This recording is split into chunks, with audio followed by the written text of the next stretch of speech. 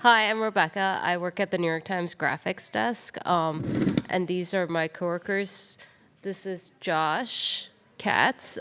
He's on the Upshot, but we work together too. And then this is Will, and he is on the weather team, but we also work together on stuff sometimes. But so we're here today to talk about a project that we did this year about the eclipse.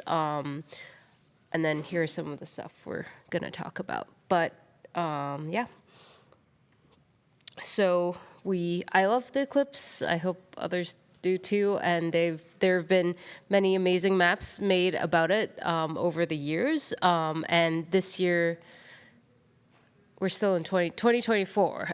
April 8th, there was a total solar eclipse, and it was the last chance to see the eclipse in North America before 2044. So it will be a long time before there will be another one. So we wanted to make a graphic about it. And one of the burning questions that we had is, what if it was cloudy on eclipse day? Then I can't see it. So really, for selfish reasons, we decided to make a graphic that would show you what the cloud forecast is on eclipse day where you are. So it's an interactive map where you can look up all that stuff. Yeah, and then this was kind of the end result. It had like cloud forecasts, and then you can see the eclipse path, and then you can also look up your location or the city you're in or where to go to see the eclipse. So then once we decided to do that, we went about collecting data. And then so there are several layers to this. So we needed the cloud forecast. And then we also needed the eclipse track so that you can see where it is. And then also just a really good base map so that you can see the cities and the roads so that you can look up where to go, basically. Okay, and then Josh. Hello. So, right. To do this, first we needed to start with just the eclipse calculations. So we wanted to have a map where you could put in, wherever you were in the US or Canada or Mexico, and we would be able to show you, exactly when the eclipse started and ended and whether you'd have a partial eclipse or a total eclipse. So to do that, we used this really neat code by Chris O'Byrne and Fred Espinac that they just had posted on NASA's site. And we pulled that into our map so that you could look up the eclipse data for any location. So that was step one. Then for our cloud forecast data, we wanted to publish this kind of early because initially the idea was, maybe people could use this to decide if they wanted to travel to somewhere in the eclipse track, where would you want to go? So if we wanted to publish this like 3 months before the actual eclipse day, it's way too early for a weather forecast, so we thought we would use this historical cloud cover data that we pulled down using this NASA satellite data. So the image there is 8 days worth of the average cloud cover, and we pulled down 20 years of that and averaged it together to get this raw composite image. So that would be 20 years worth of cloud cover data. That's just like the raw image. And then one extra wrinkle is that, so we have this like kind of high resolution image, but then to actually serve it to people, we needed to convert it into vectors. So this sort of gets back to the first talk in this session of basically stripping out a lot of the resolution from this image and putting it into buckets. It looks super complicated, but it ended up being split up into all of these tiles. So you're not pulling down that entire JSON every time you load the page. So as I said, so we published this initially 3 months before the eclipse was actually getting here. Once it got closer to eclipse day, historical cloud cover data isn't as useful anymore, and so you want to look to the actual weather forecast, and that's where Will comes in. Thanks. Yeah, luckily I got to leverage a lot of the work that had been done, especially calculating when the eclipse would start and sort of beginning to end with the path as well. So for the forecast data, we use the National Weather Service National Blend of Models, the percent of sky cover. I think we could have started like 14 days out. I think that's when we start getting forecast data. We started on March 30th, and then through April 8th, we were doing 6-hour forecasts. Or every 6 hours, we were publishing a new version of the forecast, focused on, which happened to work out really well, was the 2 p.m. Eastern time forecast generated by the National Blend of Models. And then as we got to 48 hours out from the actual eclipse, we were able to publish an hourly update. So this is the product here. It's a good thought experiment. Does blue mean sky? Does gray mean cloud? I don't know. It's intuitive, right? I don't know. Well, Rebecca's going to talk about this a lot. But this is every forecast from March 30th to April 8th that we published. And it's pretty amazing. Like, even on March 30th, you can see this, like, part of Texas was forecast to have cloud cover, and you can see as it gets closer, the model really starts to tighten up, and you can start to see this like band forming up into, unfortunately, where I was, around Niagara Falls in Toronto. But yeah, this is very cool to see it evolve, and it changed a lot in some places, and then not at all from the beginning. And then when we got into hourly data, as we had the eclipse path moving and we had like minute data, we created these gnarly looking tile sets that allowed you to sort of simulate the movement between hours of the clouds moving from one to the other. And then just like Josh was using, having these 1 hour buckets of the actual cloud cover percentage. So whenever you chose your location, whether you're closest to the 1 p.m., 2 p.m., or 3 p.m. Forecast period, you would get the percent of cloud cover for that location. And I'll pass it back.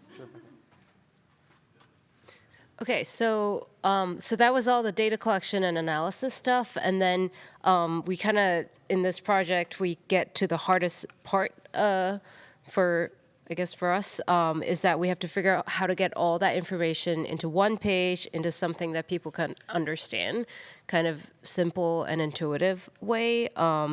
And this was kind of our meetings, just arguing about every and all things. So one of the biggest challenges, as Will was saying, was picking a color. So when we first got the data, it was kind of intuitive. We'll do like blue to white. Blue meaning, I don't even remember what I initially thought, but basically we made this, and then half of us thought blue means clear skies, because technically the sky is blue. But then half of it was like, no, blue means rain, because when it rains, so then we were like very confused. Maybe we can do a little quick survey. Like, who thinks blue means clear skies? Okay, who thinks blue means rain? Yeah, it's like 50-50. It's crazy. I was looking at Apple Weather a lot just for reference, and it was like they were doing blue for rain, I think, and just like looking at that a lot, I was just used to thinking blue is rain. So then, we went and asked everyone we knew, and it was just 50-50, and it was crazy. So then we were like, okay, we should just not do this. So then we ended up going with this, and we tried 800 different things, but we ended up going with this orange to gray. So orange means sunny, I think. Yes, like in this map at least. Orange means sunny, and then gray means sad, and then so this is what we ended up with. And then we also added these like cloud thingies so that it gives you it makes the map easier to look at. There's so much information on this because you need the cloud information and the path of totality stuff, and sometimes it's hard when you make maps, like when you're making and you have a key for a scale. It's hard to be like, you have to look back and forth between the key and the map, and it's like harder to kind of understand that information. So a lot of times we try pretty hard to like get the information onto the map itself. So these like cloud icons with the little percentages is trying to do that. So can you just look? You can just look directly at the map and then kind of get a little bit of sense of like, you know, the orangey area is 30%, and then the darker areas is like 60 or 70%.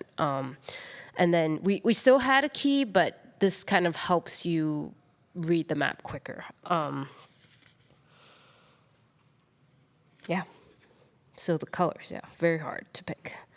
And then the other pretty hard part was like trying to get all that information also in like little keys and little text messages. We tried also many different versions of this.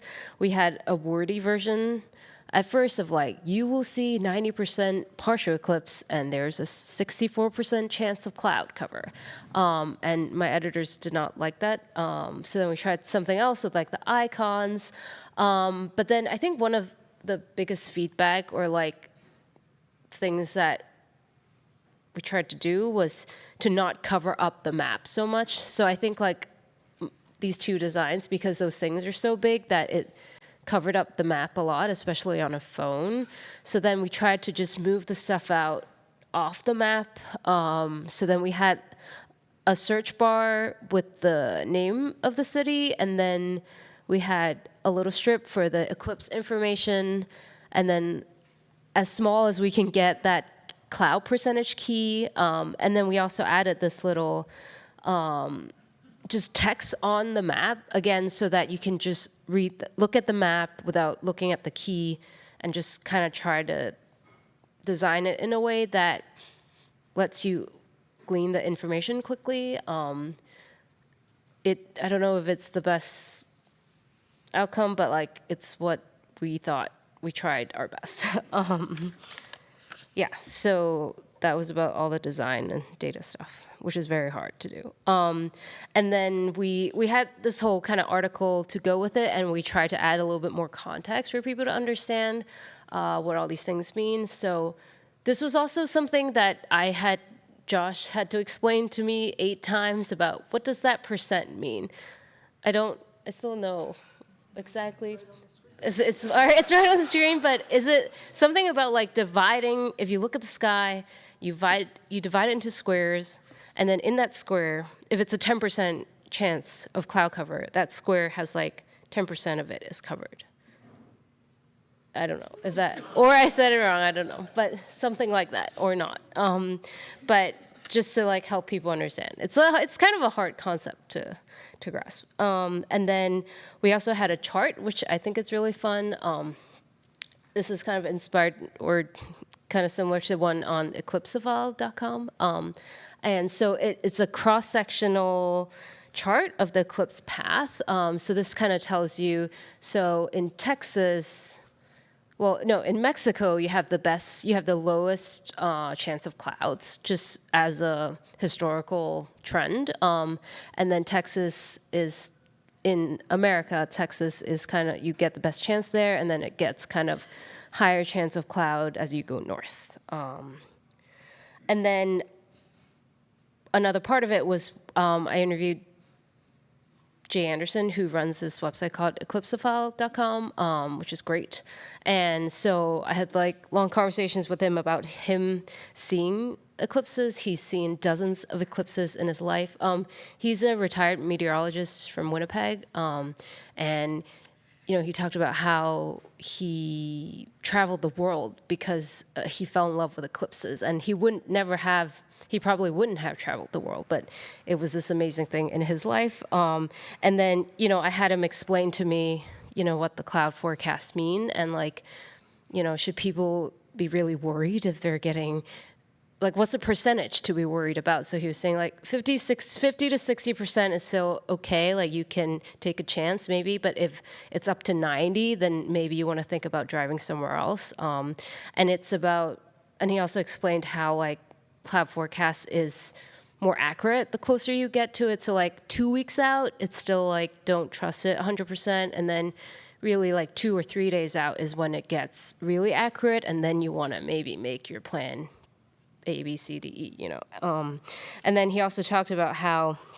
like one of the things he does is he goes with a tour group to lead people to see the eclipse. And so he is in charge of like analyzing, reading all the data, the weather data, and then making sure that this tour group gets to see the eclipse. So he talked about one tour he led in 2009 in China, where the forecast was pretty bad, so it was like cloudy, super cloudy skies. So then he directed the tour bus to drive like a couple hours outside the city, and it was still cloudy, and it was very stressful. And then when the eclipse happened at the time, the clouds opened, and then everyone saw the eclipse, and it was amazing. And so, there are some pretty interesting stories that came out of that. And, one of his biggest takeaway was that a forecast is still a forecast, and, it's a forecast. And then also it was in the print paper, which I care about the most. So that was that. And then one of the most amazing things about this project was the reader response. It's not often that we get that much reader response because, you publish something, it just like is in the ether. And so we got lots of emails and messages from friends and from our coworkers being like, I used your map and I saw the eclipse. It was like clear skies and it was great. And so I felt pretty happy about that. Yeah.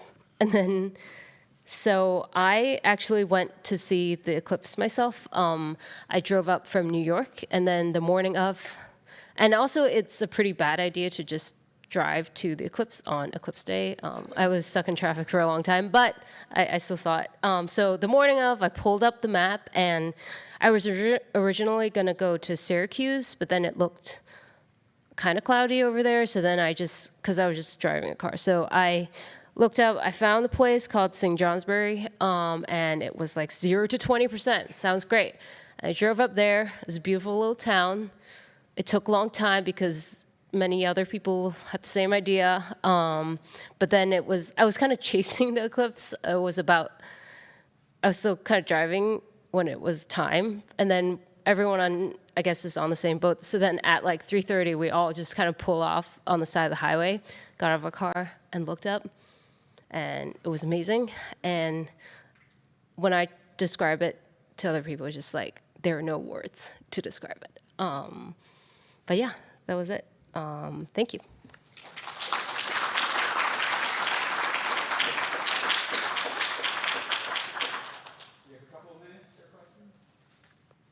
Can you talk about the decision-making process and the design phase where everyone's fighting?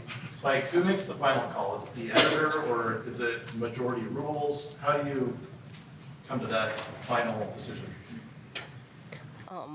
The editor decides.